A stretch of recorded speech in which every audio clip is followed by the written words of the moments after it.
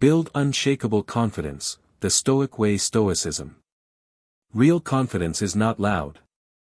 It does not need to announce itself, correct everyone, or win the room. Real confidence is the quiet of a mind that has stopped needing approval. It is the calm of a person who knows what they stand on, and knows that no crowd, no critic, and no bad day can move it. That kind of steadiness is not a gift you are born with. It is something you build. The Stoics understood this better than almost anyone. And their first move was to redefine what confidence even is. Most people tie their confidence to outcomes and opinions. They feel strong when they win the contract, get the compliment, hear the applause. Then the next day someone frowns, a plan fails, a comment stings, and the whole structure collapses. Epictetus would say the problem is obvious. You built your house on ground you do not own. Outcomes and opinions are not up to you. Your own character, your choices, your effort, your response, these are up to you. Stoic confidence comes from anchoring your sense of worth to the part of life you actually control. When your foundation is your own conduct, the winds can blow, and you remain. Notice how freeing that idea is. It means confidence is not reserved for the naturally bold, the tall, the beautiful, or the already successful. It is available to anyone willing to tend their own character. You do not have to become fearless or flawless.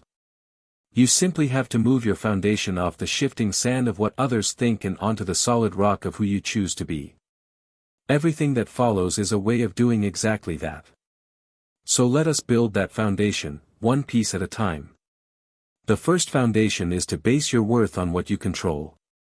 Before a hard conversation or a big presentation, notice where your mind places the stakes. If your entire self-image depends on the audience clapping, you have handed strangers the keys to your peace. Instead, define a win you can own. Did you prepare honestly? Did you speak with clarity and respect? Did you act according to your values? Those are yours. Whether they love it is not. When you measure yourself by the quality of your effort rather than the verdict of the room, criticism loses its power to shatter you, because it was never holding you up in the first place. You walk in already secure. Think of two speakers giving the same talk. One is desperate for the audience to love him, and every blank face reads as failure. The other aims only to prepare well and speak truthfully. Same room, same words, but only one of them can be destroyed by a single yawn. Choose to be the second. The second foundation is to keep small promises to yourself. Confidence is, at bottom, self-trust. And trust is built the same way with yourself as with anyone else, by keeping your word. Every time you say you will wake at 6 and you do, every time you finish the task you dreaded, you file quiet evidence that you are someone who follows through. Over time that evidence accumulates into a deep certainty. When you promise yourself something before a stressful event, keep it. Marcus Aurelius pushed himself to do the work in front of him without complaint. Start absurdly small if you must. A promise kept is a brick laid. 1,000 kept promises are a wall the world cannot easily knock down. The third foundation is to prepare so thoroughly that fear has less to say. The Stoics practiced premeditatio malorum, the deliberate rehearsal of what could go wrong. This is not anxious spiraling. It is calm reconnaissance. Before a new job, picture the awkward first day, the questions you cannot answer, the mistake you might make, and then plan your response to each. When you have already faced the worst in your mind, it arrives as an old acquaintance rather than an ambush. Before public speaking, imagine forgetting a line, and rehearse a graceful recovery. Fear thrives on the unrehearsed unknown.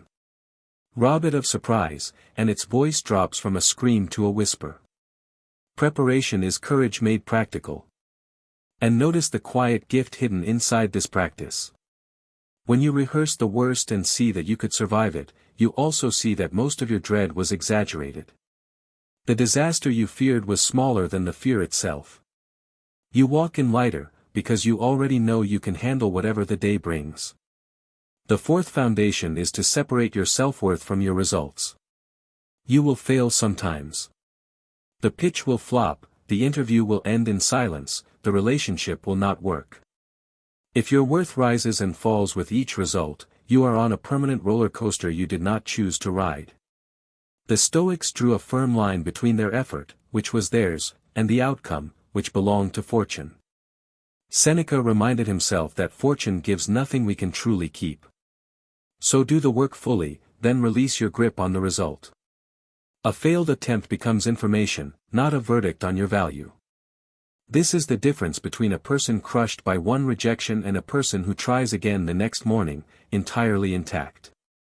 The fifth foundation is to stop outsourcing your self-image to the crowd. Much of what passes for low confidence is simply an addiction to other people's opinions. You imagine everyone is watching and judging, when in truth they are absorbed in their own lives, worrying that you are judging them. Epictetus was blunt about this. If you want to grow, be willing to look foolish. When you stop needing every person to approve, an enormous weight lifts. Take the criticism that is useful, and let the rest pass through you like wine through an open window. You do not have to defend yourself against every opinion. You can hear a harsh comment, weigh whether it is true, keep what helps, and drop the rest without a bruise. The sixth foundation is to act despite fear, because courage is a virtue you practice, not a mood you wait for. Confidence does not arrive first and then permit action. It is the reverse. You act while afraid, you survive, and the next time the fear is smaller. The Stoics counted courage among the core virtues precisely because it is a habit forged by repetition. So raise your hand in the meeting though your heart pounds. Send the message. Volunteer for the presentation. Each brave act, however small, is a rep in the gym of character. You are not waiting to feel ready. You are becoming the kind of person who does the hard thing whether or not they feel ready. The seventh foundation is to build real competence, the honest root of confidence. There is a hollow confidence that is only performance, and it cracks under the first real test. The Stoics prized skill and mastery because genuine capability gives you something solid to stand on. If speaking terrifies you, speak often, in small rooms, until the fear thins. If the new job overwhelms you, learn the work deeply until competence replaces dread. Confidence built on actual ability does not need to boast, because it has nothing to prove. This is what separates Stoic confidence from arrogance. Arrogance is loud because it is compensating. Ego needs to be seen. Earned confidence is quiet because it already knows what it can do, and feels no need to convince you. That distinction is the heart of it. Arrogance looks down on others to feel tall. Stoic confidence does not measure itself against anyone. It comes from within, from a life aligned with your own values, and so it has no need to diminish another person to feel secure. The arrogant person fears exposure. The confident person has nothing to hide, because their worth was never staked on being better than you. So here is where you stand. Build your confidence on the ground you own, your character, your effort, your response. Keep the small promises that teach you to trust yourself. Prepare until fear runs out of arguments.